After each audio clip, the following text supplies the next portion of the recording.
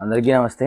అయితే ముచ్చట ఏంటంటే జిమ్‌లో జాయిన్ అయిన బిగినర్స్ మేము సప్లిమెంట్స్ అనేవి స్టార్టింగ్ 3 మంత్స్‌లో యూజ్ చేస్తే మంచిగా ఉంటుందా? ఆఫ్టర్ 3 మంత్స్‌లో యూజ్ చేస్తే మంచిగా ఉంటుందా? అని ఒక క్వశ్చన్ అడిగిర్రు.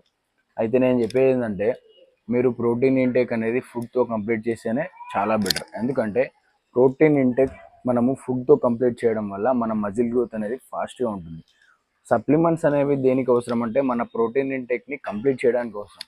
కానీ ఈ రెండుకి ఒక డిఫరెన్స్ ఉంది ఏంటంటే మన ఫుడ్ ద్వారా మజిల్ అనేది బిల్డ్ అవుతుంది, కానీ సప్లిమెంట్స్ ద్వారా మజిల్ అనేది బిల్డ్ కాదు.